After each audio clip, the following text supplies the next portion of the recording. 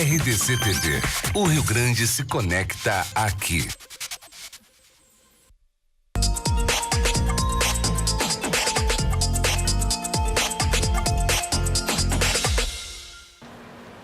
Boa noite, no ar, o Cruzando as Conversas, o seu programa de fim de noite de segunda a sábado. Aqui, especialistas debatem os principais temas que interferem na vida dos gaúchos e das gaúchas. E o parlamentarismo ganhou força no Brasil nos últimos anos, principalmente porque seria mais ágil que o presidencialismo para solucionar situações de crise no país, fazendo também com que o risco de envolvimento com a corrupção fosse menor.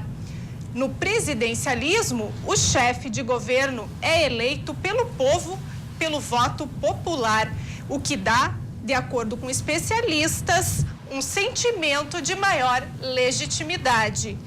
Já no parlamentarismo, caberia aos integrantes do parlamento formarem uma lista para definir o novo chefe do Poder Executivo, que se tornaria o primeiro-ministro, mesmo com as vantagens e desvantagens que cada tipo de sistema apresenta. Seria o momento adequado para que o Brasil fizesse essa mudança?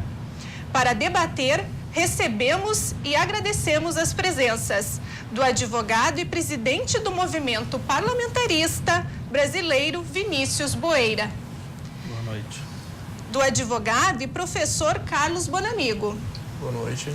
Do professor da Faculdade de Direito da Universidade Federal do Rio Grande do Sul, Alejandro Montiel Alvarez. Boa noite. E do vereador de Porto Alegre, Adeli Cel. Obrigado. A sua participação é importante no programa. Envie pergunta ou dúvida para o WhatsApp 99815-9990. E se você quiser ver o seu comentário na tela, envie mensagens através do Facebook /RDC TV Digital e do Twitter com a hashtag Cruzando as Conversas. Boa noite, e eu gostaria de começar com o Boeira me dizendo por que ele é a favor do parlamentarismo. Boa noite, Jocélia. Boa noite aos debatedores. Boa noite aos telespectadores e internautas que estão nos acompanhando. É uma satisfação retornar ao programa e principalmente para debater um tema que para mim é muito caro e eu acredito que para a sociedade brasileira é fundamental.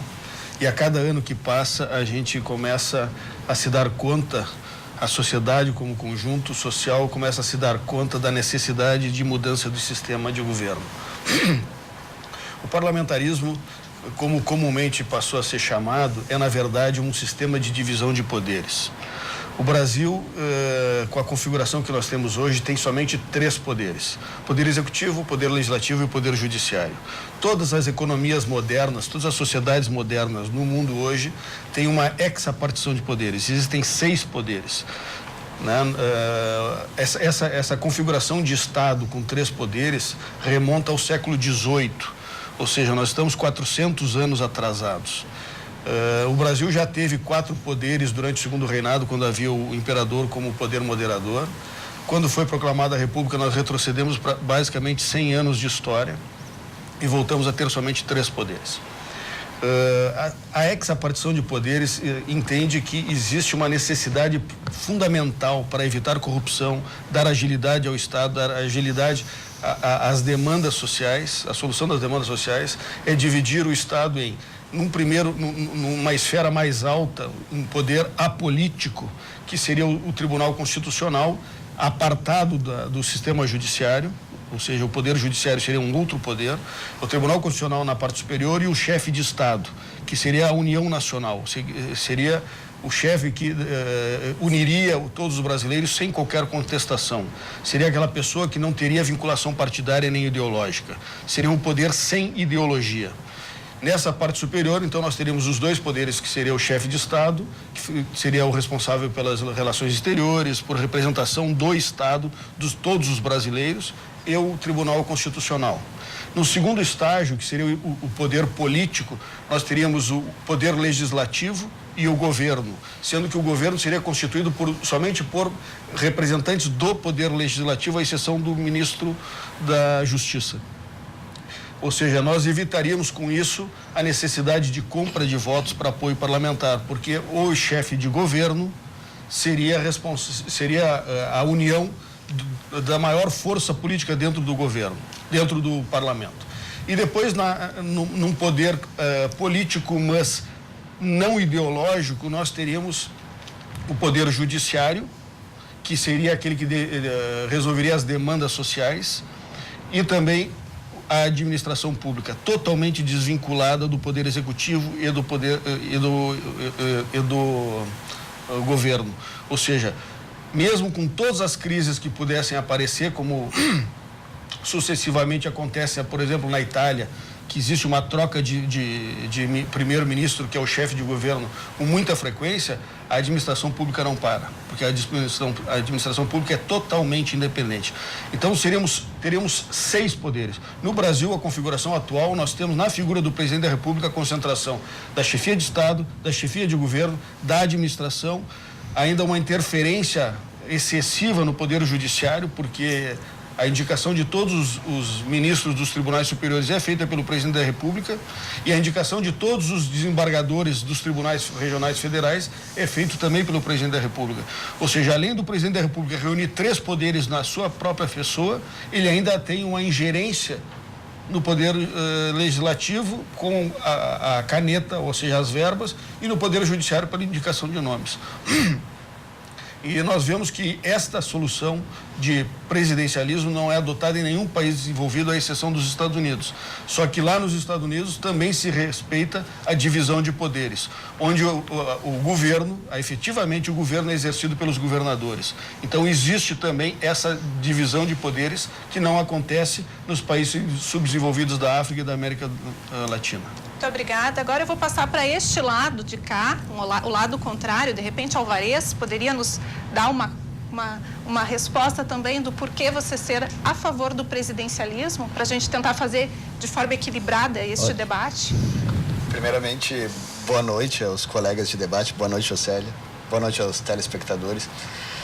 Bem, eu acho que sempre tem uma tentação muito grande da gente buscar soluções fora da nossa experiência cotidiana, fora do que a gente tem. É sempre aparentemente melhor o que a gente não tem, porque o que a gente tem parece que está cheio de vicissitudes do dia a dia, cheio de problemas, todos os problemas que a gente acompanha no noticiário, que a gente acompanha no dia a dia, e a gente quer escapar dos problemas. E isso funciona para o nosso emprego, isso funciona para o problema da nossa família, isso funciona também em questões políticas. Parece que se tem algo que está funcionando, algo que é bonito, que está lá na Europa, a gente importando resolveria os nossos problemas.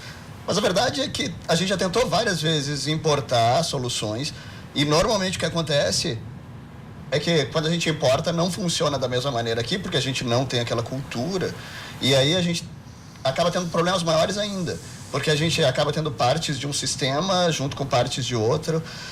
A gente já teve essas experiências, por exemplo, quando a gente inaugurou a República, a partir de 1891, na Constituição, a gente adotou vários sistemas importados dos Estados Unidos. E a gente tinha todo um sistema que era pensado a partir do sistema europeu. E aí o Brasil começou a confundir várias coisas e a partir daí surgiram inúmeros problemas. E mais para frente, quando Getúlio chegou e quis trazer de novo certas coisas inspiradas na Europa, misturou com aquilo que tinha sido inspirado na França, na monarquia, que depois foi misturado na nova república com coisas trazidas dos Estados Unidos, e aí a gente trouxe coisas da Polônia, da Alemanha, e aí cada vez a gente quer trazer novas coisas de novos lugares, e o que a gente acaba conseguindo é uma baita confusão. Qual é o melhor sistema? Vamos resolver os nossos problemas. E a gente está num navio que está andando. E nesse navio que está andando, a gente não pode trocar todas as tábuas de uma vez, porque senão ele afunda. O que a gente pode fazer é trazer pequenas soluções todos os dias, com soluções pensadas para a gente. E a maior parte dessas coisas que se pretende solucionar ao trazer um outro sistema como o parlamentarismo, a gente pode fazer soluções muito melhores com pequenas modificações.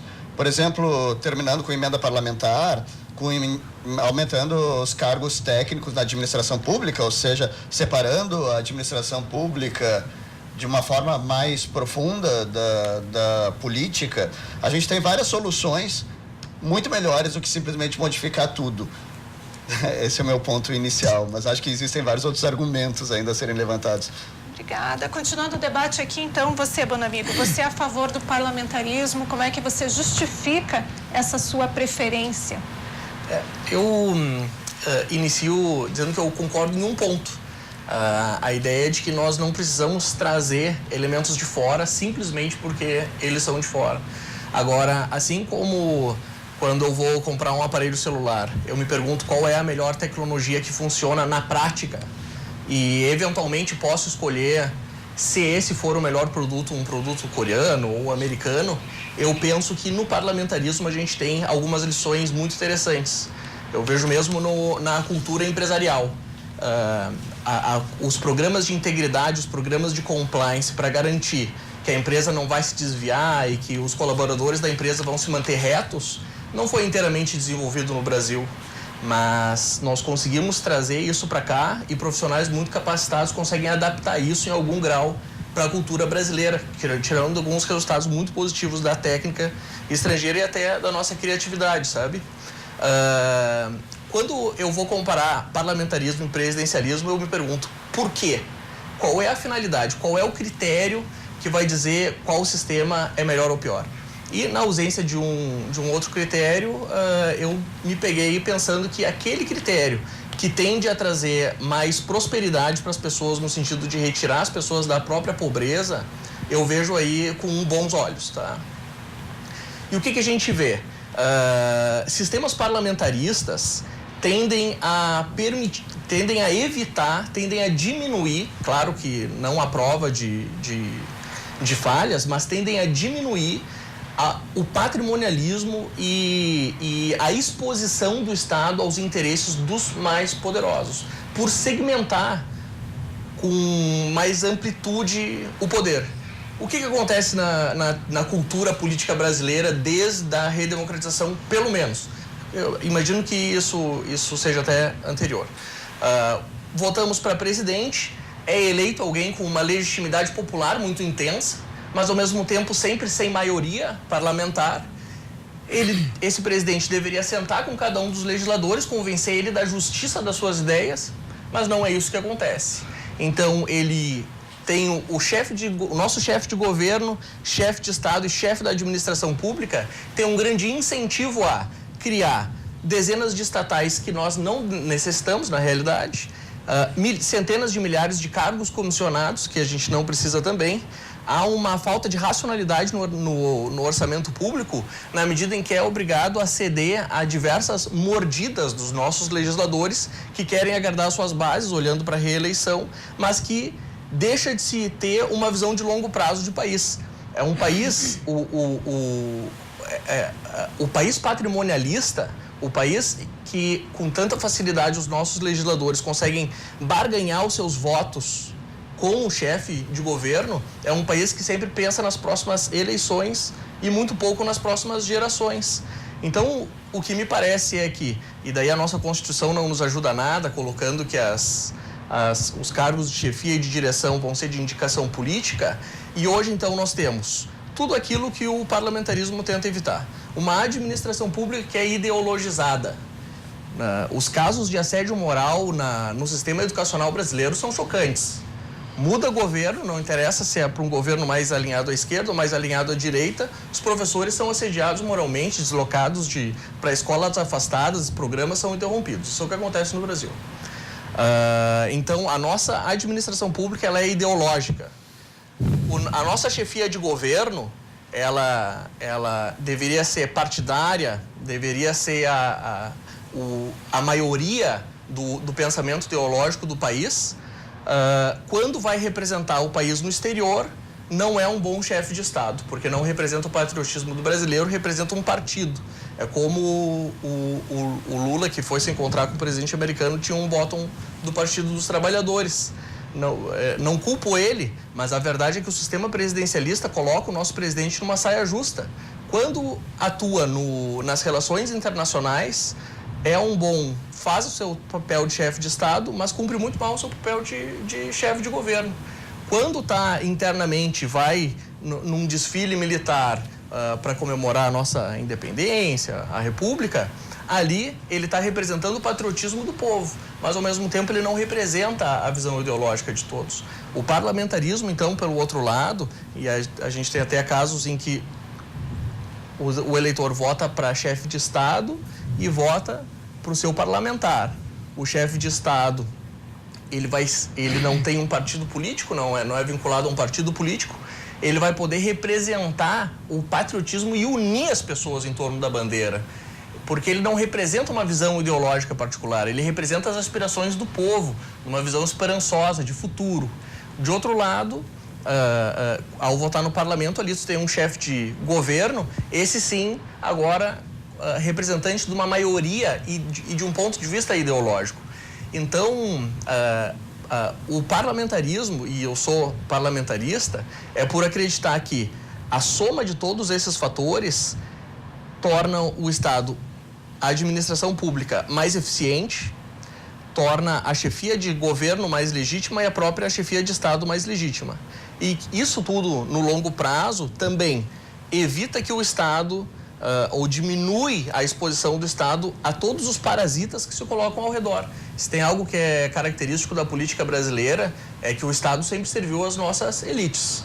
As elites essas, mas não, até essa expressão ela não é a melhor expressão, mas o Estado brasileiro sempre serviu aos amigos do poder, seja com subsídios, isenções, incentivos e assim por diante. O sistema presidencialista, ele, ao concentrar muito poder no chefe de Estado, coloca todos esses grupos de pressão na necessidade de seduzir essa uma pessoa que, com todo o seu poder, vai comprar o apoio do parlamento e vai permitir a concessão desses privilégios.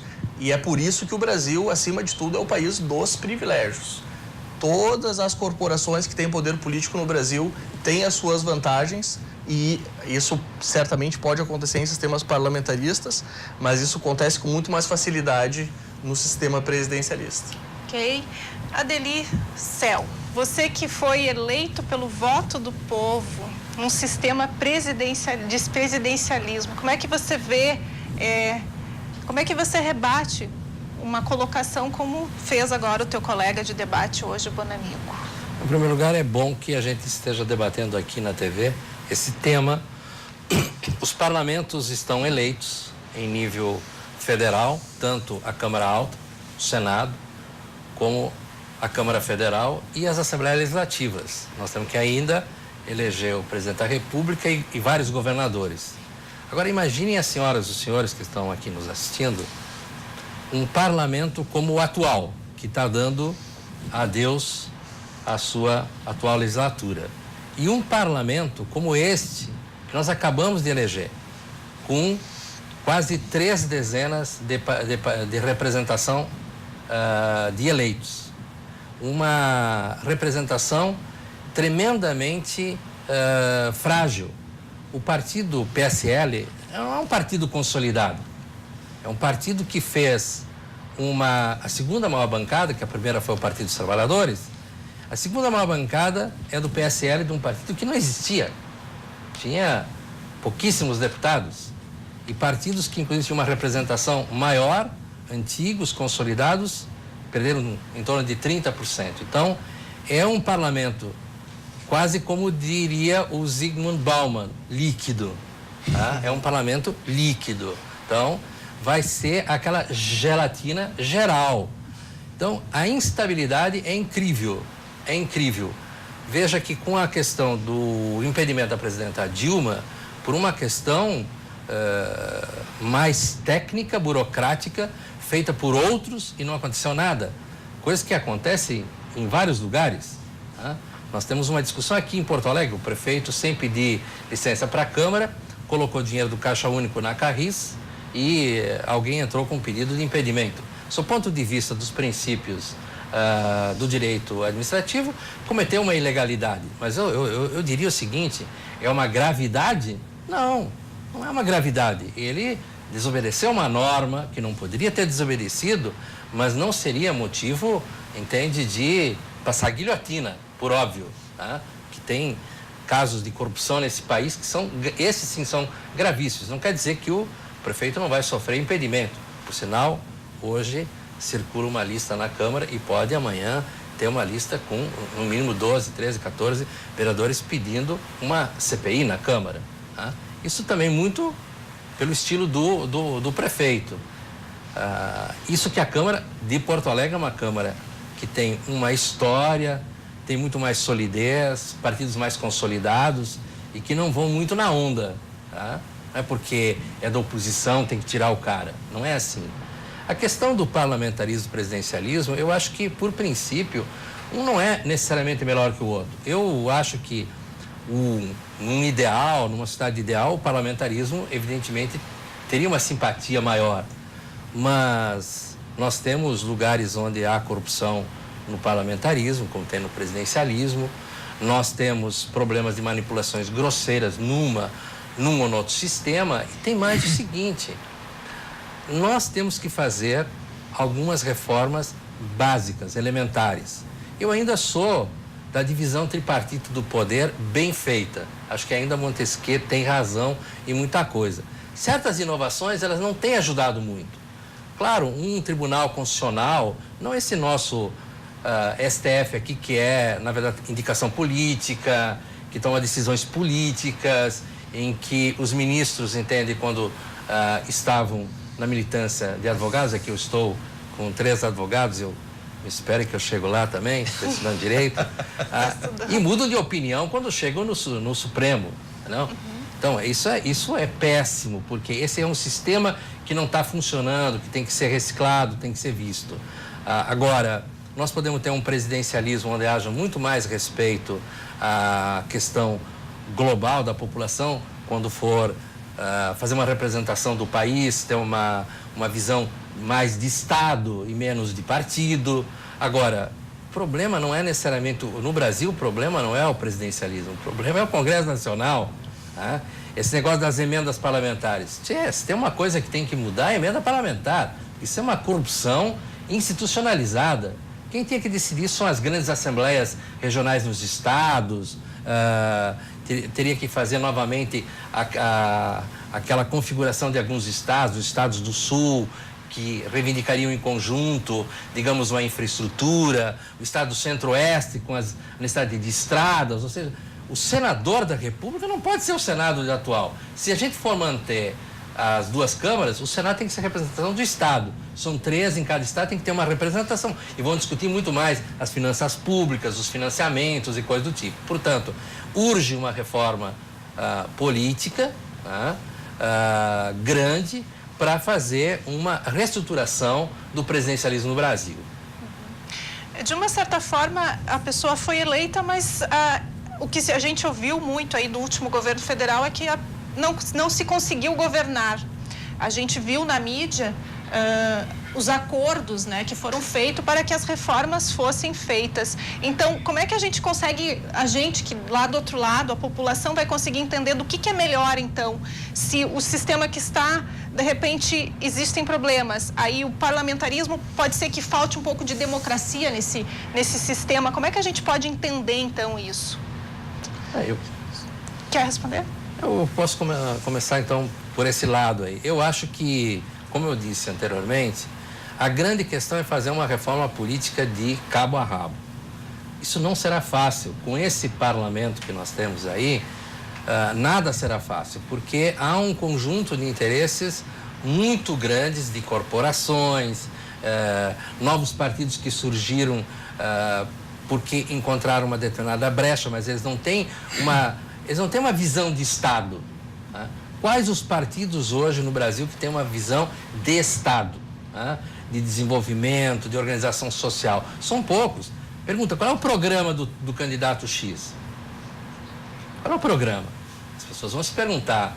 A gente vê muito esse debate. Então, eu acho que a questão do presidencialismo passa por uma questão de controlar o número de cargos de confiança. Eu acho que teria que ter uma legislação em que, proporcionalmente ao número de servidores, ter um número muito restrito de cargos de confiança para criar uma burocracia tipo francesa, uma burocracia estável, que entra governo, sai governo, mas o sujeito que está lá na ponta, ele sabe o que fazer. Não precisa perguntar para o CC que chegou ontem, porque muitas vezes um babaca, né? Vamos ser bem claro. Vamos usar uma linguagem que todo mundo entende. O cara nunca trabalhou no serviço público, não sabe do que se trata e vai dar ordem por um funcionário de carreira.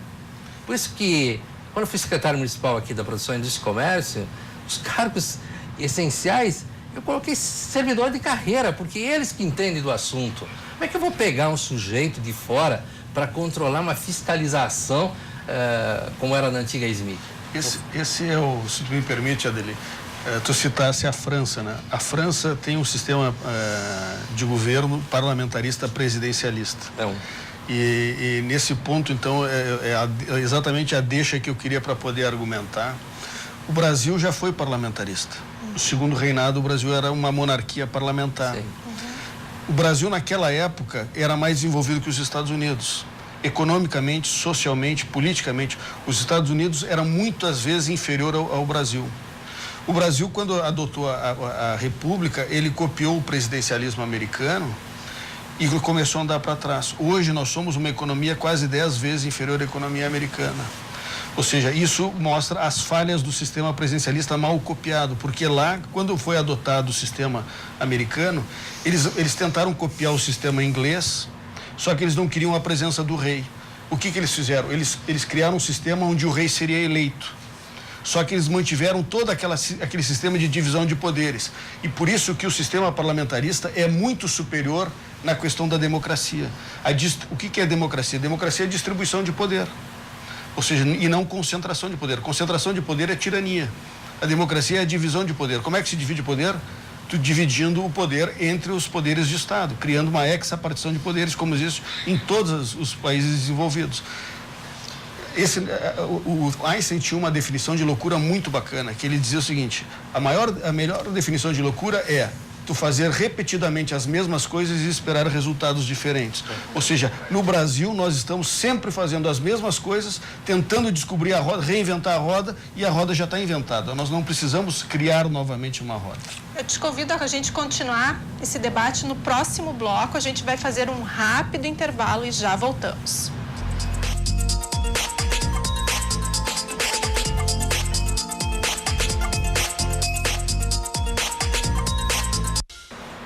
Estamos de volta e o Cruzando as Conversas desta noite está debatendo o sistema presidencialista ou parlamentarista. Será que essa discussão agora, neste momento, na fase eleitoral que nós estamos, faz bem para o Brasil? É um momento apropriado? Guerra, por gentileza, quais são os tipos de sistema parlamentarista que você gostaria de continuar falando, que você foi interrompido no bloco anterior? O sistema parlamentarista, ele não foi uma invenção de alguém que acordou num dia com uma ideia genial. O sistema parlamentarista, ele foi desenvolvido através de anos e anos, a partir do século XVI na Inglaterra, na tentativa de barrar aquele poder central e único do rei. Ou seja, começou se dividindo o poder do rei, aos poucos foram repartindo este poder e a partir de então foi surgindo o sistema parlamentarista. O primeiro sistema parlamentarista, ou o sistema clássico, como a doutrina descreve, é o sistema inglês, onde nós temos o rei, a rainha da Inglaterra, e nós temos o parlamento. A partir de então, com as sucessivas crises enfrentadas pelos países europeus, foi se tentando buscar naquela experiência inglesa soluções para os seus próprios problemas. A França importou esse sistema, mas manteve a eleição direta para presidente da República. Então, na França, apesar de ser um sistema parlamentarista, existe a eleição direta para presidente da República e lá se chama um sistema parlamentarista presidencialista, porque ainda se mantém na figura do presidente alguns poderes de governo. E é bastante peculiar, principalmente a diferença do francês para o português, é que existe uma questão da maioria perfeita. Quando a maioria do parlamento é da mesma índole ideológica do presidente da República, existe quase que uma unificação de poderes. Existe o terceiro sistema, ou seja, o primeiro é o clássico inglês, o segundo é o francês, e o terceiro sistema foi desenvolvido na Alemanha, principalmente depois da Segunda Guerra, quando a Alemanha queria evitar o nascimento de um novo déspota, impedir o nascimento de um novo nazismo. O que eles fizeram? Eles eliminaram a eleição direta para presidente da República, porque eles diziam que quando o presidente da República se elege, como no caso do brasileiro agora, vai se eleger com mais de 50 milhões de votos. E um deputado federal que vai poder ser o primeiro-ministro, ele se elege algumas vezes com 50 mil votos, com 20 mil votos, com 30 mil votos. E aí haveria aquela discussão que alguém que recebeu 50 milhões de votos teria muito mais representatividade do que um deputado que recebeu 20 mil votos. O que eles fizeram? Eles eliminaram a eleição direta para presidente da República e a escolha do presidente da República se faz através do parlamento, ou seja, todos os deputados eleitos, mais o mesmo número de deputados eleitos indicados pelas assembleias legislativas. E essa pessoa não pode ter vinculação partidária. Ou seja, ela não tem nenhuma índole ideológica, ela é o representante da nação, ela é representante de todas as pessoas que vivem naquela nação. Então, ela não vai poder sofrer oposição nunca, porque ela não entra em bola dividida, ela simplesmente consegue representar os interesses de união nacional. Esses seriam os três básicos sistemas parlamentaristas que existem. O clássico inglês, com a monarquia parlamentar, a eleição direta para presidente da República e a eleição indireta para presidente da República. Ninguém conhece o presidente da Alemanha, todo mundo conhece a Angela Merkel, que é a primeira-ministra. Exatamente, exatamente isso. Ou seja, e isto, segundo muitos estudiosos, os principais doutrinadores entendem que é o melhor sistema com a eleição indireta para presidente da República. Alvarez, gostaria de complementar? Sim, em teoria, várias coisas que o Dr. Bueira disse são muito bonitas, ele contou uma história bonita, mas eu vejo que aqui, primeiro, tem algumas inversões de causa e efeito, algumas relações de causa e efeito que não existem. Por exemplo, dizer o Brasil era uma grande economia, maior que os Estados Unidos, porque ele era parlamentarista, e depois o Brasil, com a inauguração da República, se tornou presidencialista, e aí ele foi piorando. Bem, a gente tem muitas coisas para conseguir fazer uma causa e efeito aqui. O que aconteceu foi que houve inúmeras mudanças históricas, inúmeras mudanças econômicas, inúmeras mudanças políticas, que nada tem a ver com o sistema escolhido pelo Brasil. Elas têm a ver com muitas outras coisas. Se o Brasil tivesse continuado como um parlamentarismo, e há discussões se na monarquia a gente tinha parlamentarismo ou não, mas se tivesse continuado, o Brasil provavelmente ainda estaria atrás dos Estados Unidos, o Brasil ainda teria personalização, o Brasil ainda teria corrupção. Porque aqui está se imputando uma solução mágica. O parlamentarismo parece que amanhã solucionaria a maior parte dos nossos problemas, segundo os seus defensores. Mas vamos para os exemplos históricos para ver se é bem assim. A Itália, maior corrupção dos últimos tempos tinha sido, até pouco tempo, a Operação Mãos Limpas. Onde aconteceu? No país parlamentarista, que tinha como primeiro-ministro o Berlusconi. Vocês realmente acham que Berlusconi é um grande representante? Bem, o representante até pouco tempo do Brasil, se a gente tivesse primeiro-ministro, seria o Eduardo Cunha. Vamos falar sério, a gente não precisa falar de teoria, vamos falar na prática. Aí vocês queriam que o Eduardo Cunha fosse o nosso primeiro-ministro, ele seria a representação da unidade brasileira? Porque se ele fosse a representação da unidade brasileira, eu acho que a gente estaria muito mal.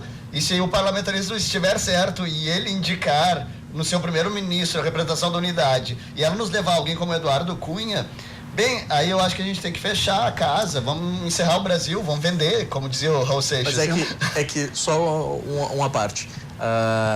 O Eduardo Cunha, daí na hipótese, seria chefe de governo, não representante das aspirações que a gente depositaria no chefe de Estado. Tá? Ele seria primeiro-ministro numa coalizão chefe de governo.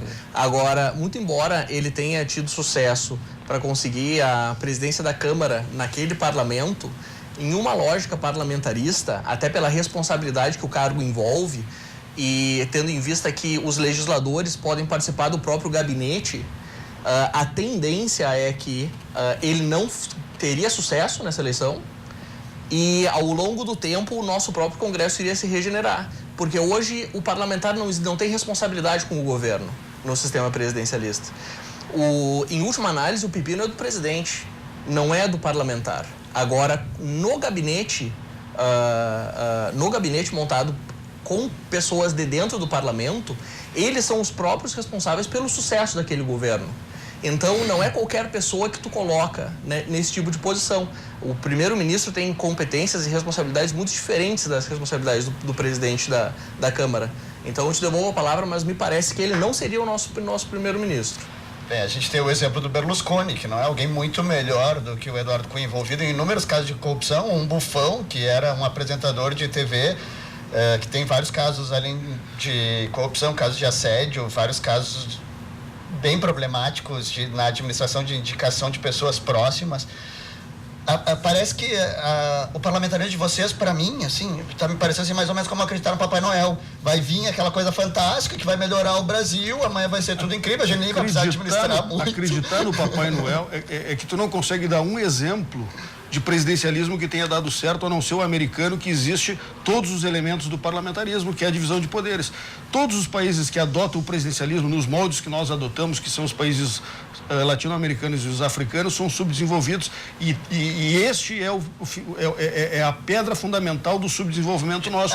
É a concentração de poder. Não, agora deixa eu argumentar. Chamar a gente de subdesenvolvido, o Brasil não é subdesenvolvido, nem se usa mais esse tipo de categorização. Nós somos subdesenvolvidos. Não, isso é complexo de vira-lata. O Brasil é um grande país e tem um potencial incrível, e não é por ele ser presidencialista ou por ele ser da América Latina. Parece ter um preconceito, isso é América Latina. E todo o argumento para contrapor o presidencialismo se utiliza os defeitos do presidencialismo. Se nós estivéssemos num sistema parlamentar, nós não teríamos esta Câmara de Deputados, nós não teríamos a figura do Eduardo Cunha presidindo a Câmara dos Deputados, porque este sistema que nós adotamos, nós entramos numa helicoidal negativa.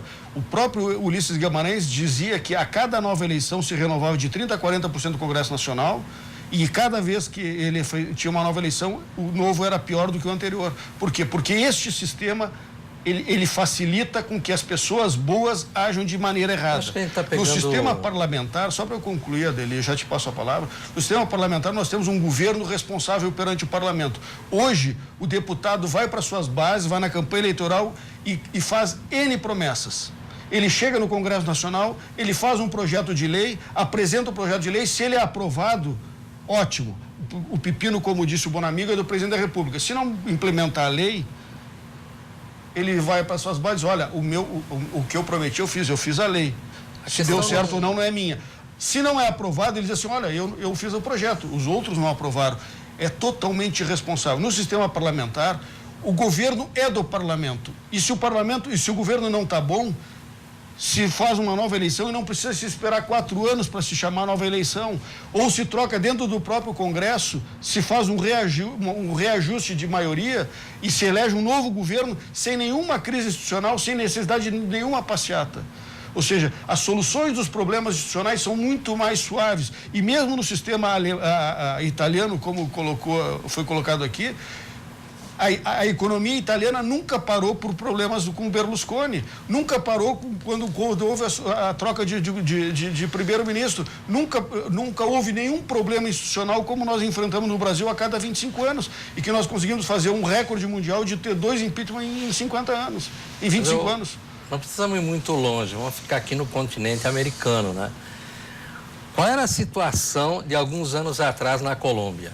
Tomada pelo narcotráfico, Estados Unidos mandando e desmandando, e de um tempo para cá, mesmo no presidencialismo, nós vimos uma reação da nação, do povo colombiano, e que com presidentes, inclusive de colorações político-partidárias diferentes, mudou radicalmente a questão da Colômbia, inclusive do ponto de vista econômico, desenvolvimento social. E se pegar o caso de Bogotá, que era uma cidade quase devastada também, como Medellín e Cali pelo narcotráfico, hoje uma cidade exemplar para o mundo, tá? E nós temos um presidencialismo, e lá houve, por exemplo, a cidade de Bogotá é um bom exemplo de como você pode manter uma política de governo. Entraram partidos de colorações político-partidárias diferentes, mas foram mantendo um modus operandi, um jeito de fazer, porque começou a dialogar com a população. Então, eu acho que é muito mais quem tem uma relação com a população, os mecanismos de organização da sociedade civil, que conta muito. Nos Estados Unidos, há um índice de absenteísmo na votação, na eleição do presidente da República, é um negócio impressionante. Metade das pessoas não vota. Mas não é porque não vota, ela não tem posição. Ela pressiona o governo, ela se organiza socialmente, é o lugar onde tem o maior número de ações civis públicas, né? Que se tornou uma coisa importante nos Estados Unidos, derrubando corporações, colocando na cadeia maus gestores de empresas. O Olavo falou antes da questão do compliance, quer dizer, do ordenamento, do comportamento de empresas. No Brasil, nós aprovamos a lei de acesso à informação e se votou nos sites das instituições algumas coisas bonitinhas de acesso à informação, mas a informação para valer, ela não está valendo. No caso da prefeitura aqui, o que está fazendo o prefeito ultimamente?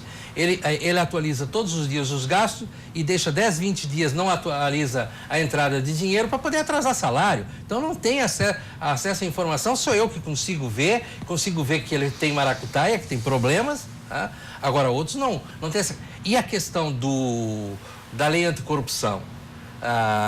O governo do município, o governo do estado não estão exigindo das empresas que contratam o seu código de ética, o seu compliance, o seu comportamento adequado, segundo as normas de boa-fé objetiva, cumprir. As coisas têm que ser cumpridas por qualquer gestor e por qualquer fornecedor, no caso da iniciativa privada. Então é um problema muito mais de formação do Estado brasileiro.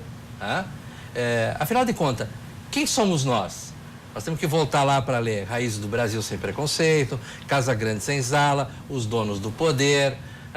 E tem um livro muito interessante que foi escrito sobre a revolta da vacina, do José Murilo Carvalho. Fala, afinal de contas, quem somos nós? E discute um pouco essa questão. Então, eu acho que nós temos que discutir muito mais a formação da população brasileira, do Estado brasileiro, da cultura.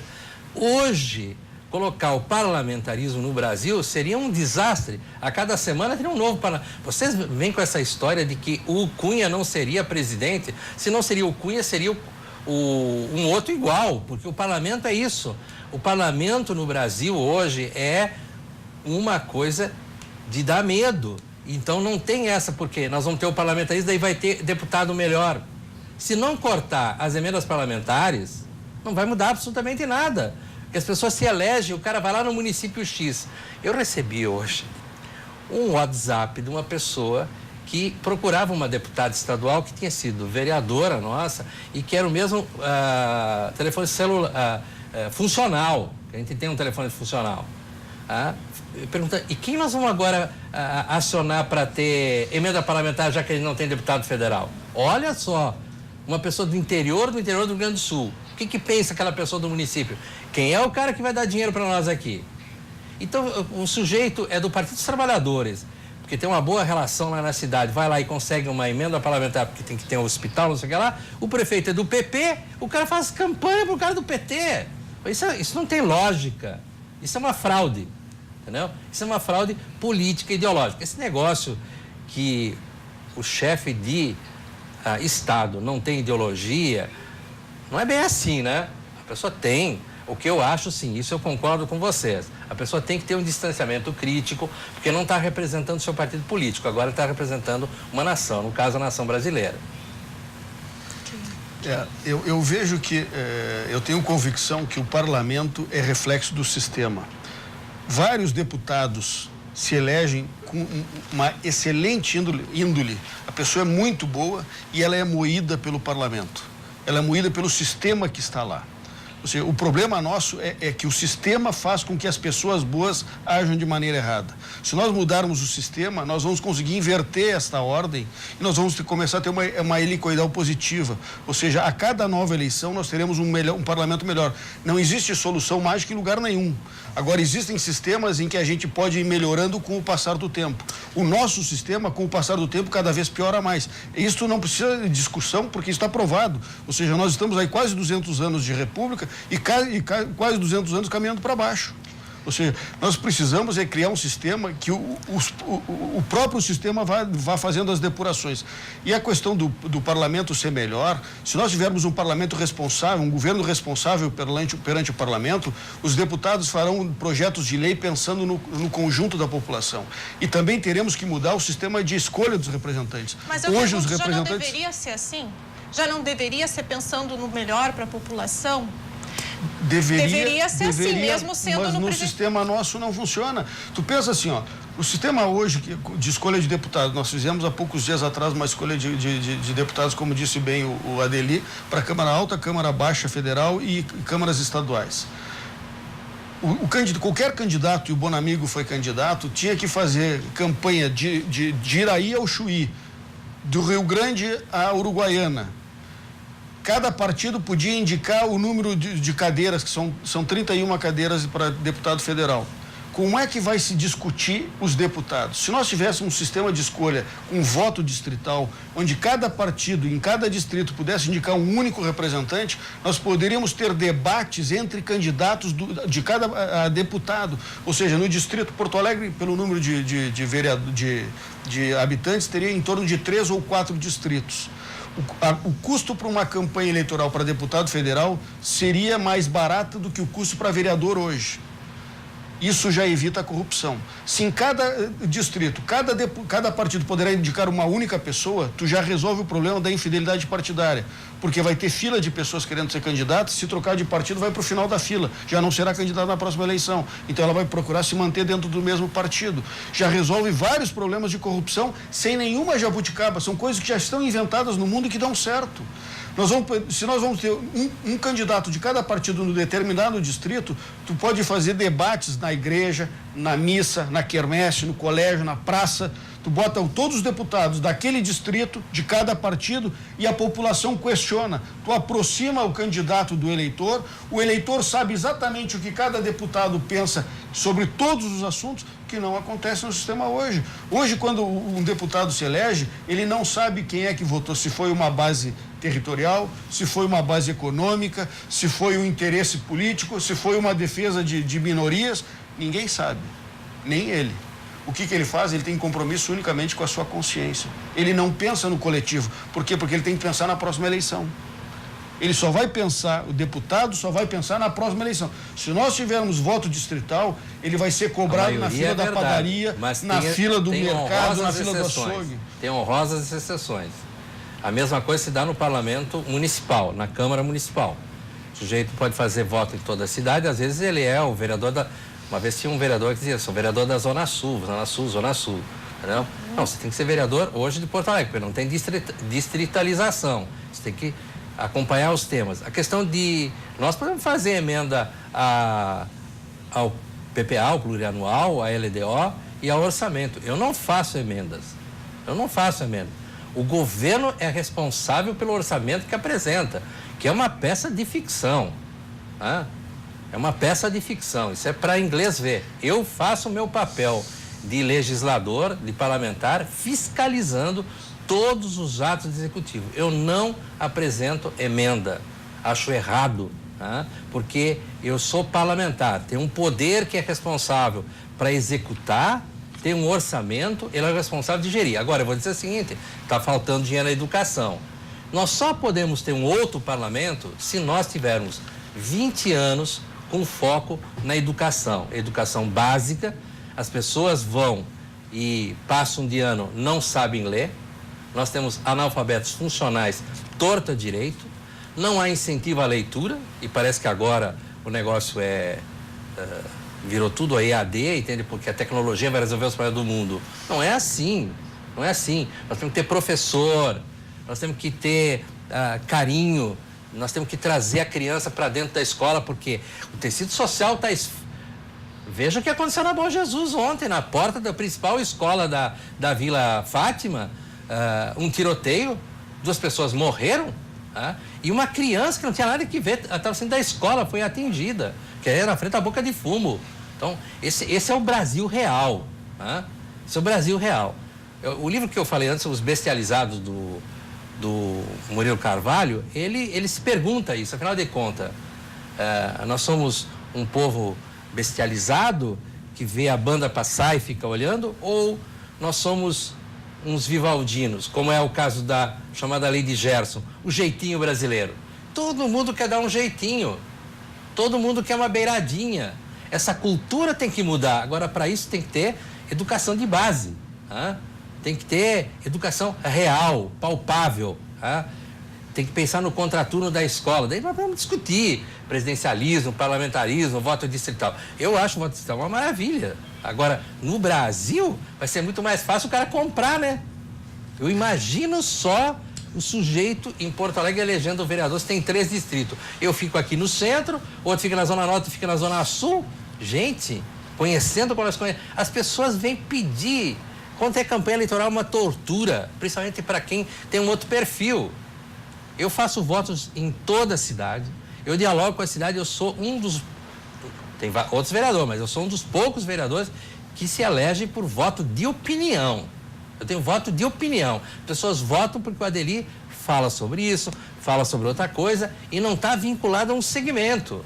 Tá? Se eu acho que o funcionalismo público municipal de Porto Alegre tem razão numa demanda, eu vou defender o funcionalismo público por ter um bom serviço público. Mas se tiver uma demanda que extrapola, é questão também, por exemplo, meia passagem, meia entrada, não sei o que lá. Alguém vai pagar essa conta, né? É fácil fazer um pouquinho de demagogia. Eu fiz esse debate hoje na Câmara, não é assim.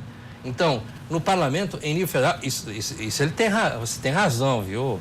Quando você coloca que o sujeito vai lá e apresenta um projeto, não passa, ele diz, eu apresentei o projeto, mas não passar. Emenda também. Aqui na Câmara é assim. O cara apresenta emenda que ele sabe que não vai passar. No dia seguinte ele está com um panfleto na região assim, eu propus uma emenda para a entidade tal, para a região tal, para fazer o asfalto, para ampliar a rua tal, a estrada tal, e a Câmara não aprovou. A Câmara aprovou e o prefeito vetou. Isso não é sério. Então não é um problema de sistema, é um problema da conformação da sociedade brasileira, do seu povo, entendeu? E como diz o Murilo Carvalho, é bestializado ou é bilontra? Bilontra é o carinha esperto, entendeu? Esperto. Bom amigo, você queria comentar antes, né? Eu acho que o assunto ele é bem rico.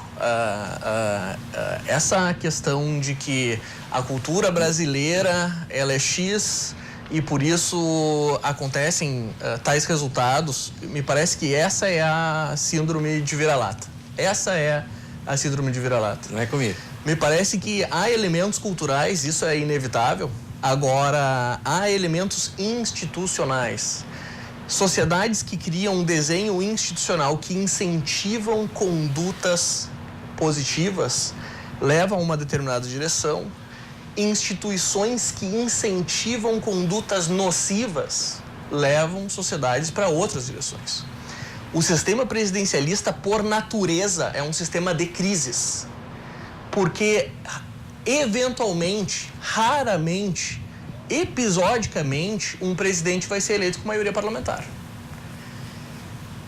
Na história brasileira não se conheceu um único governo que não tenha se utilizado de estatais, ministérios e cargos comissionados e emendas orçamentárias para compor maiorias no parlamento.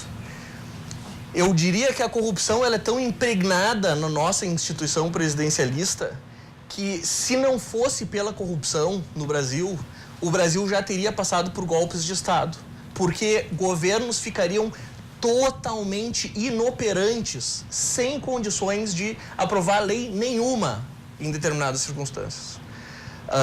Nesse contexto, o que me parece é que nós precisamos idealizar quais são as instituições que criam as menores oportunidades para essas condutas nocivas e criam maior oportunidade para essas condutas positivas. O sistema presidencialista, com esse nó que acontece na eleição e na dificuldade de compor a maioria no parlamento, tem uma dificuldade invencível ali. O parlamentarismo tem também impasses. A Itália passa há muito tempo compondo diversos governos e eles não se sedimentam. Lá eles têm uma separação de poderes diferente e a administração pública não precisa da indicação política, porque existe essa separação entre administração e governo. Isso é positivo. Agora, então existem também esses impasses. Na hipótese de impasse, o parlamentarismo ele é muito menos traumático. Agora, há também a possibilidade de não haver o impasse. E essa é a questão maravilhosa do parlamentarismo. Quando não há o impasse, um governo se forma, na maioria desses parlamentares, em torno de um projeto de país. E a implementação desse projeto de país pode resultar em políticas públicas que não necessitem de corrupção e de patrimonialismo, de emendas parlamentares. É possível imaginar, tu tens muito mais experiência do que eu na política, mas é possível imaginar um governo sem esses mecanismos, criando sua maioria no Brasil hoje? Bom, amigo, eu vou te convidar para a gente continuar essa discussão. A gente vai fazer um rápido intervalo e depois você retoma. Tá certo? Obrigado.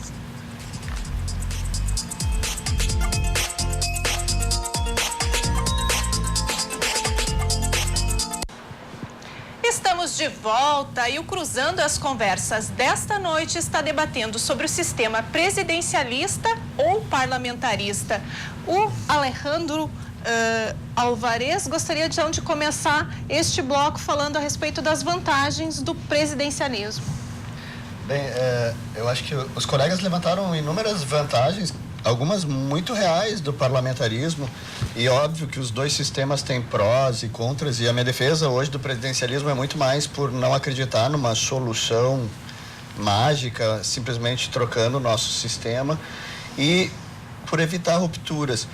E a gente discutiu inúmeras coisas que eu, inclusive, sou a favor, que os colegas levantaram, por exemplo, emendas. Bem, as emendas parlamentares são um câncer no sistema brasileiro, mas a gente não precisa mudar para o parlamentarismo para resolver isso. Voto distrital. Tem inúmeras vantagens do voto distrital, mas a gente não precisa mudar para o sistema parlamentarista para ter um voto distrital. Eles também trouxeram outras questões, como, por exemplo, a corrupção. A associação da corrupção com o presidencialismo, bem, eu acho que precisa de inúmeros dados para fazer esse tipo de associação. Eu não conheço os dados para demonstrar que no parlamentarismo não tem corrupção. O que eu conheço são várias histórias de corrupção no parlamentarismo. Mas isso tudo, até agora, a gente falava sobre as vantagens ou desvantagens do parlamentarismo. Eu queria colocar duas coisas extremamente importantes no presidencialismo que a gente tem que levar em consideração. A primeira delas eu iniciei falando, bem, a gente não pode simplesmente querer fazer uma nova ruptura no Brasil. As rupturas que a gente fez até agora, vocês mesmos disseram que de 25 a 25 anos parece que o Brasil rompe com o sistema anterior. As rupturas que a gente fez até agora foram muito traumáticas. Por que a gente precisa fazer outra? Agora a gente vai mudar tudo de novo? E a segunda questão, que talvez seja mais importante, que a gente não trouxe até agora. A gente decidiu para votar diretamente para o executivo a partir de uma manifestação popular extremamente simbólica, a maior manifestação popular que tinha tido até então, desde o fim da ditadura, foram as diretas já, na qual, nessa sim, se uniram as pessoas de diferentes matizes, diferentes bandeiras, e essas pessoas realmente estavam preocupadas em fazer uma nova simbologia, uma simbologia de um Brasil democrático, de um Brasil que fosse diferente, um Brasil onde o povo tivesse vez. E essa simbologia foi adotada junto com o presidencialismo. Agora a gente vota pro presidente de forma direta. E quando a gente fez isso, a gente associou isso à democracia brasileira. Se a gente fizer uma ruptura para o parlamentarismo e disser para as pessoas, a partir de agora você não vota mais para presidente, você só vota em um deputado e ele escolhe o presidente. Bem, pode ser que a democracia seja tão forte numa quanto a outra. Entretanto, a simbologia é muito pior no parlamentarismo, a simbologia democrática, do que a simbologia democrática do presidencialismo. Desde que a gente teve uma associação direta no Brasil, historicamente, com pessoas de todas as bandeiras assumindo que as pessoas deveriam votar diretamente para presidente, e as pessoas inclusive choraram em 89 quando foram votar presidente, pessoas velhas que nunca tinham votado para presidente. Isso daí significa muito. Vocês querem romper com isso? Vocês querem romper com esse símbolo no Brasil? Eu quero responder. Posso responder? Pode. Bom, pelo visto, a grande vantagem que tu disse, as duas grandes vantagens é votar para presidente e não ter uma nova ruptura. Não foi isso que eu disse. Primeiro, a nossa Constituição, a Constituição de 88, ela foi feita toda ela com viés parlamentarista. E segundo dizem o folclore dentro do Congresso Nacional, o Sarney vetou o sistema parlamentarista porque não quiseram dar os 6 anos para ele. E isso é fato. É folclore, mas é que realmente aconteceu. Tanto é que está previsto na nossa Constituição a medida provisória, que é um instituto tipicamente parlamentarista. Se nós olharmos toda a nossa Constituição e todos os professores de direito constitucional que analisam a nossa Constituição dizem que essa Constituição é uma Constituição parlamentarista. Então não haveria nenhuma ruptura. Segundo, não haveria nenhuma ruptura porque existem várias PECs desde 88 para cá, desde 93 para cá, surgiram várias PECs, propostas de emenda constitucional, alterando o sistema presidencialista para o sistema parlamentarista. Grande parte delas acabou caindo e não tramitando, não continuando a tramitação dentro do Congresso por falhas técnicas do projeto. Mas existe uma PEC que se chama PEC 20A, Proposta de Emenda Constitucional 20A, que foi proposta pelo ex-deputado Eduardo Jorge, na época era deputado do PT, e hoje, nessa última eleição, foi candidato a vice-presidente da Marina Silva, e atualmente, se eu não me engano, ele está no PV, Partido Verde. Ele está no Partido Verde. E o Eduardo Jorge é um grande parlamentarista, e posso discordar deles de inúmeras coisas sobre questões ideológicas, mas nesse a gente conversa com uma certa frequência, eu e o Eduardo Jorge, e a gente consegue chegar a um bom termo. No sistema previsto na PEC 20A, é o sistema parlamentarista francês ou português. Mantém-se a eleição direta para presidente da República. Então não haveria nenhuma ruptura. Ou seja, não existe nenhuma vantagem no sistema presidencialista, e nós vemos isso porque nenhum país conseguiu se desenvolver com o sistema presidencialista, e todos os países que se desenvolveram sob o sistema parlamentarista. E a PEC 20A, que é a única hoje que tem a possibilidade de transformar o Brasil no sistema parlamentarista, e já tramitou e foi aprovado em todas as comissões dentro do Congresso Nacional, só não foi levado à votação a plenário ainda porque existe um mandado de segurança no Supremo Tribunal Federal que não é julgado nunca, né? E foi proposto esse mandado de segurança pelo ex-governador da Bahia, que também é do PT, o Jacques Wagner. Quando era deputado federal, ele fez esse mandado de segurança para evitar a tramitação, porque esse projeto seria aprovado. A PEC 20A seria aprovado dentro do Congresso Nacional hoje, se ele fosse levado a plenário. Eu tenho convicção disso. Então não haveria de maneira nenhuma ruptura.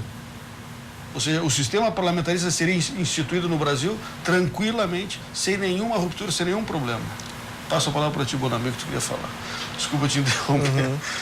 Não, eu acho que o determinante aqui é entender qual o desenho de governo que vai criar uma sociedade que incentive condutas positivas e que tirem as populações da pobreza. O sistema presidencialista, ele é vulnerável aos interesses dos amigos do poder, e até é por isso que eu acho que dificilmente o parlamentarismo vai... Eu sou um pouco mais pessimista aqui, defendo essas ideias, mas eu sou bastante pessimista, porque o maior inimigo do parlamentarismo é o sistema político atual, na minha opinião. O cartel de partidos políticos que ocupa o Estado hoje, que tem um interesse na manutenção desse sistema nocivo, é o maior inimigo do parlamentarismo. Hoje há um grande cartel de partidos políticos. Quando fecharam as torneiras do financiamento paralelo dos partidos políticos pela Lava Jato, o nosso fundo partidário pulou a 800 milhões. Hoje, entre fundo partidário e fundo eleitoral, nós temos quase 3 bilhões de reais que são distribuídos na proporção da Câmara para os grandes partidos políticos, para garantir a manutenção desse status quo desses partidos. E eles querem garantir as suas reeleições, como eles têm os seus financiamentos garantidos, e o sistema eleitoral brasileiro, ele é dos mais caros do mundo e dos mais complexos do mundo. Esse grande cartel de partidos políticos se lava em dinheiro público. E daí eu faço uma ressalva que há políticos sérios, principalmente em lideranças locais, mas é preciso dizer que as lideranças nacionais da maioria dos partidos políticos hoje ou é corrupta ou anui com a corrupção dentro dos seus partidos. Nesse contexto, o voto proporcional que nós temos hoje, que obriga a campanha a ser excessivamente cara, de forma que ou tu é um jogador de futebol, um artista de televisão, um jornalista, ou então tu tem uma dificuldade incrível de conseguir colocar para gerar uma campanha competitiva, enquanto os adversários têm 2 milhões para financiar as suas próprias eleições, e ao entrar lá eles não têm interesse nenhum de mudar o sistema. Esse sistema, ele é um sistema nocivo porque incentiva essa conduta. Aquele que é um parlamentar sério, ele vai entrar dentro do nosso Congresso com ideias nobres, ele vai sentar para discutir projetos com seus colegas vão estar compromissados com o governo porque tem algumas dezenas de cargos comissionados. Qual é o ânimo que esse parlamentar vai ter para tocar adiante essas discussões parlamentares? Não só com o governo, a gente ouve muito falar dos lobistas que circulam por Brasília, fazendo com que os interesses que entrem em pauta e as votações aconteçam de acordo com os interesses das O sistema presidencialista, ele faz com que uma legislatura após a outra entrem pessoas interesseiras que querem se alimentar do parasitismo do dinheiro do pagador de impostos. Esse é o meu sentimento. O desenho de um desenho institucional diferente que venha a incentivar, que venha a impedir, que venha a limitar o poder de grandes empresários baterem na porta do governo e dizerem assim: o meu setor econômico é importante, eu quero manter os empregos do meu setor econômico, logo eu quero fechar as fronteiras ao produto estrangeiro. Mecanismo de concentração de renda no bolso desse empresário. Meu setor econômico é importante, eu preciso de subsídios para me manter em atividade. Dinheiro do pagador de impostos que vai para grandes empresários, concentração de renda. Servidores que batem na porta do governo, dizem que precisam ser valorizados, remuneração do servidor federal acima de 60% do que paga profissões de complexidade semelhante na administração pública. Então, por que o governo ele está sujeito e ele é obrigado porque o presidente da República no Brasil ele só encontra o meio da barganha com o dinheiro do pagador de impostos para conseguir o apoio no parlamento? O sistema ele é um concentrador de renda e estimula pessoas ruins a entrarem dentro da política, que vão dançar essa música, enquanto a gente precisa de um sistema que tire esses elementos nocivos. E na verdade nós criamos no Brasil essas... Isso é institucional, não é cultural. Mas não é só a questão do parlamento. Japoneses, suecos, suíços iriam acabar fazendo do parlamento brasileiro, que é verdadeiro, que é custoso, onera todos os cidadãos. Mas você quer um judiciário mais caro que o Brasil e um judiciário inoperante, vocês são operadores de direito. É fruto do mesmo sistema. Esse é um sistema, então nós temos que discutir globalmente. Então não se trata apenas do sistema parlamentarista, presidencialista, porque o sistema todo, ele foi montado em cima de interesses de corporações, interesses de elites, porque é o seguinte, hoje também foi dado condição de qualquer pessoa que tiver condições de estudar e ficar 3 anos sentado estudando, tá? E para tu entrar na magistratura precisa ter um mínimo de atividade prática. Então você vai ver pessoas entrando e julgando e condenando sem nenhuma base real. Vamos ser claros, não é uma questão geracional, de idade, é uma questão de experiência. Olha o que está acontecendo na questão do direito do trabalho. Tá? Precisaria uma reforma da CLT? Evidentemente precisaria uma reforma da CLT. Afinal de contas, ela vem lá da década de 40. Agora, o povo também está atento, porque o ex-ministro dessa época recente não se elegeu deputado federal, ministro do Trabalho. E o relator da reforma trabalhista, que teve uma das campanhas mais caras desse país, porque recebeu dinheiro a rodo, não se elegeu. O próprio movimento sindical. O movimento sindical no Rio Grande do Sul, quem é que elegeu do movimento sindical do Rio Grande do Sul? E eu comecei a olhar a lista no Brasil. Uma minoria de sindicalistas se elegeram.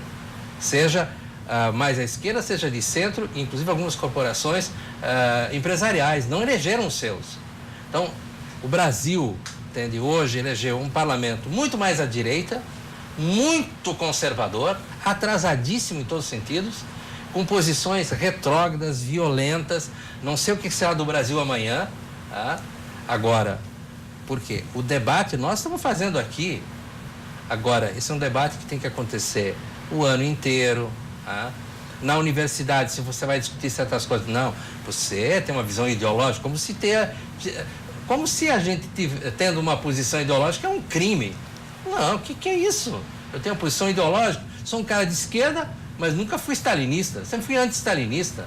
Tá? Eu sou contra as autocracias, tá? Mas tem gente que não é de esquerda e acha que o Kim Jong-un é uma maravilha, porque afinal de contas, patriotismo, não sei o que lá. Então, o Brasil fala muita asneira também, né? E se eu puder pegar esse gancho, nem todo mundo de esquerda tem nem todo mundo de direita tem uma visão que possa ser considerada retrógrada. Pelo contrário, se há algo de refrescante nesse congresso que vem, é um congresso há alguns parlamentares que veem como a liberdade econômica um meio de prosperidade. E apesar de, muitas vezes, aqueles que acreditam na liberdade econômica serem acusados de egoístas, mesquinhos e dinheiristas, o que acontece é que, criando o desenho institucional correto, permitindo que não só os amigos do poder ganhem dinheiro, mas criando uma sociedade de igualdade de oportunidades em que os pobres também podem abrir as suas empresas e prosperar, o país rico é o país em que o garçom entende como funciona o negócio, abre o seu próprio restaurante na sua própria comunidade, porque é barato fazer isso. E ali, daqui a 2 anos, ele vira um empregador. Ao contrário do Brasil, onde o pobre não é autorizado a ter a sua própria empresa, porque é caro, porque é complexo, porque ninguém consegue vencer a burocracia que é ser brasileiro, exceto se já tem dinheiro no bolso. Então, esse congresso que chega aqui, tomara, faço votos de sucesso, que se cheguem a consensos mínimos a respeito de uma economia viva, que não trabalhe só para os grandes empresários que vão ter os seus presentes do nosso BNDES, mas que se pense no pequeno empresário. E apesar dos avanços que a gente teve com alguma coisa da legislação do Simples, muito pouco, mas muito pouco, num sistema tributário totalmente irracional, que só serve às grandes empresas, até para elas a dor de cabeça, mas serve para elas. Porque vai tentar vender camiseta para 5 estados brasileiros e entender as regras do ICMS, substituição tributária, para vender para lá. Não consegue. Está proibido. A prática proíbe aquele que quer vender camiseta pela internet para 5, 6 estados do Brasil. Então, o próximo parlamento que venha para trazer esse ar de refrescância, para facilitar a vida de quem quer trabalhar, para gerar mais empresas, mais empregos, menos miséria. E nem toda direita é essa direita quase nazista que muito se fala por aí, né? Desculpa, bom amigo, mas eu acho que aqui, novamente, a gente está com o mesmo problema.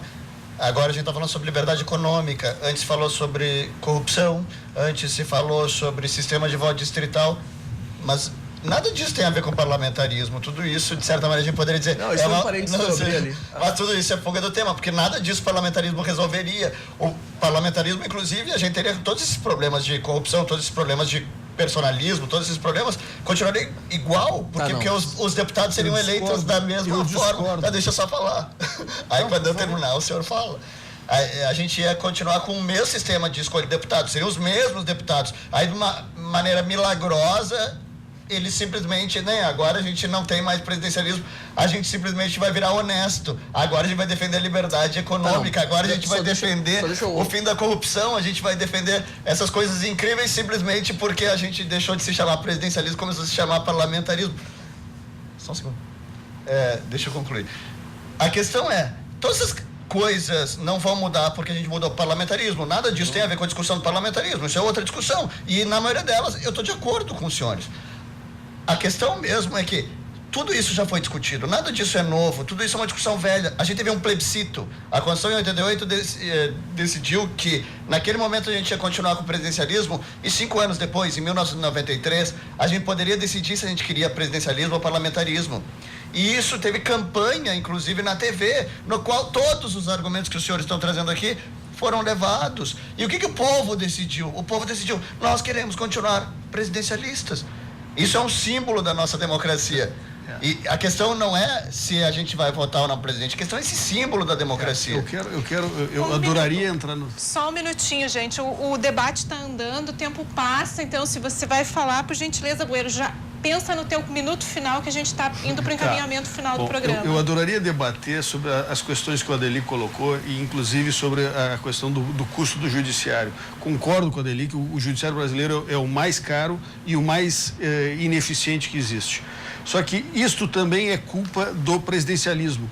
E todo o que o colega colocou é culpa do presidencialismo. Por quê? Porque nós temos uma concentração de poder dentro do presidencialismo que as corporações tomaram o Brasil de assalto. Ou seja, hoje o governo só consegue governar se ele distribuir benesses. E ele só distribui benesses para as corporações. As corporações induzem a corrupção. Ou seja, para tu formar a maioria no Congresso hoje, tu forma a maioria distribuindo cargos em estatais, distribuindo ministérios. Ou seja, isto é o gerador da corrupção. O sistema presidencialista é que gera toda a corrupção. Se nós mudarmos o sistema, nós vamos corrigir todos esses problemas. Ou seja, o problema que nós vivemos hoje, todos eles são derivados do sistema. Nós não podemos imaginar que as pessoas é que determinam o sistema, não. Os sistemas é que determinam as ações das pessoas. Isto é o fundamental. Esta visão é que vai mudar e que vai fazer toda a diferença. Então eu quero convidar todos que debatam isso, inclusive porque quando houve o plebiscito, houve uma confusão, porque seria aprovado o parlamentarismo naquele momento. E aí se gerou a confusão, colocando a discussão se voltaremos a ser monarquia ou república. E isso acabou criando a confusão. E naquele momento histórico, o Brizola e o Lula acreditavam que iriam se tornar presidente da república. E o Lula se dizia parlamentarista naquele momento, começou a defender o presidencialismo porque ele acreditava que seria eleito na primeira eleição direta depois. Então, houve uma confusão muito grande. Eu convido a todos a conhecer um pouco mais do parlamentarismo, visitando o site parlamentarismo.com.br, que existem vários artigos que debatem, tanto defendendo o presidencialismo como defendendo o parlamentarismo. Muito obrigada. Bonamigo, por gentileza. Eu acho que a raiz da nossa discordância é que quando nós colocamos os argumentos pró-parlamentarismo, tu acredita que a gente acha que tudo vai melhorar de uma hora para outra. Mas não é isso que a gente está dizendo, tá? A gente está dizendo que criar instituições que geram determinados incentivos ao longo do tempo melhoram a sociedade, não de uma hora para outra. Tampouco as pessoas vão ficar boazinhas de uma hora para outra. O que acontece é que criando incentivos para condutas positivas, ao longo do tempo também, pessoas boas vão ingressar no sistema e as pessoas ruins não vão ter tantos incentivos para ingressar no sistema como acontece no sistema presidencialista. Tu não enxerga como o sistema presidencialista dificulta a vida dos pobres. Essa é a questão. E dificulta por quê? Porque quando a corporação bate na porta do Congresso e o presidente compra o seu apoio no parlamento ao dar um privilégio para uma corporação cartorial, por exemplo, ou para uma corporação de um grupo de empresários que faz o insumo X, esse insumo ele fica mais caro, porque não tem mais a competição internacional, por exemplo, se for uma tarifa protecionista, esse empréstimo. O pequeno empresário, ele vai ir para o mercado para ver os seus insumos, eles estão mais caros, torna inviável o sistema dele. Ele precisa ir no cartório, porque aquela corporação conseguiu um privilégio junto ao Congresso que torna a vida dele mais difícil. A questão não é o presidencialismo, a questão é o corporativismo que encontra uma casa amigável no presidencialismo.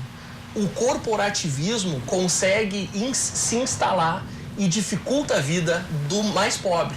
E por isso ele fica estagnado, que é a grande característica dos países que não se desenvolvem. Estagnação por instituições extrativistas que consomem o dinheiro do pagador de impostos, dos consumidores, e que tem uma casa muito amigável no nosso Congresso presidencialista. Bonamigo, muito obrigada, Alvarez. Bem, foi muito agradável estar aqui com vocês. Foi rico o debate. Não, sério, eu aprendi bastante coisa, inclusive mudei algumas posições. Quando o Adeli falou sobre a crítica dele ao voto distrital, me levou a várias reflexões. Eu acho que eu vou mudar minha posição, inclusive. E eu acho que a gente tem muito a refletir. Eu só acho que trazer soluções que aparentemente são mágicas e resolveriam várias coisas é uma promessa que a gente está acreditando há mais de um século. E é uma promessa perigosa que faz com que a gente não pense para soluções verdadeiras. O problema da corrupção não é o parlamentarismo que vai resolver. A gente tem que ter instituições que resolvam o problema da corrupção. O problema do sistema de eleição para deputados e do provável corporativismo e personalismo que tem nesse sistema, não é o parlamentarismo que vai resolver. A gente pode pensar em como eleger deputados, em como financiar essas campanhas, que é o que a gente está fazendo. Inclusive, eu tenho certeza que no parlamentarismo os deputados atuais seriam os mesmos deputados do parlamentarismo, porque não teria, o que mudaria era a nossa escolha para o chefe de governo e não para os deputados. Aí acabaria que o Eduardo Cunha seria o nosso primeiro-ministro. E também a gente teria vários outros problemas que a gente estaria mascarando, que agora a gente daria uma solução que não ia solucionar nada. Tanto que os colegas o tempo inteiro, quando eles tiveram que discutir o parlamentarismo, eles não discutiram o parlamentarismo, eles discutiram outros problemas. Corrupção, voto distrital, liberdade empresarial e várias outras coisas que não têm a ver com a discussão, não diretamente, senão sobre uma prova muito grande, trazendo dados e mostrando coisas que não tem como mostrar, porque não são verdadeiras. Adelicel, por gentileza, sua consideração final do debate desta noite. Preciso lembrar um brilhante escritor brasileiro conservador, Nelson Rodrigues. Nós temos que debater a vida como ela é. Nós vimos no parlamento aqui o presidente do TJ, o chefe do Ministério Público, na Assembleia Legislativa, junto aos deputados, dentro do plenário. Não foi a associação deles, fazendo lobby para eles. Isso é inaceitável. Inaceitável. Lobista tem que ser como nos Estados Unidos, tem que ter cadastro, o cara vai lá defender, mas tu sabe que ele está defendendo uma empresa ou outra. Então, acho que nós temos que continuar esse debate. Eu acho que eu faço um desafio aqui, vocês são professores, fazer alguns debates na academia, nos sites, enfim, e a TV voltar a discutir algumas questões.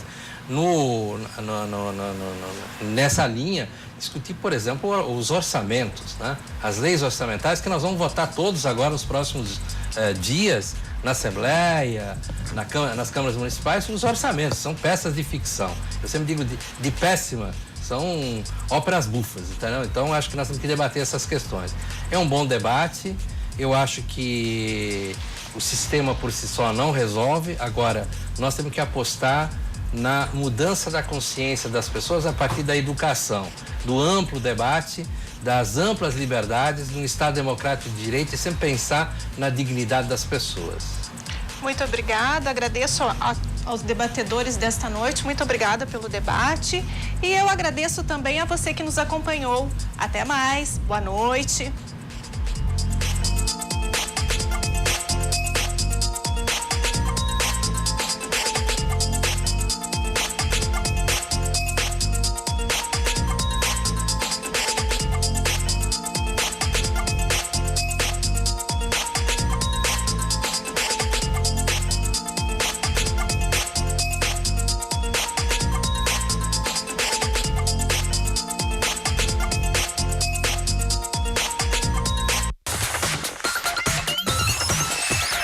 RDC TV.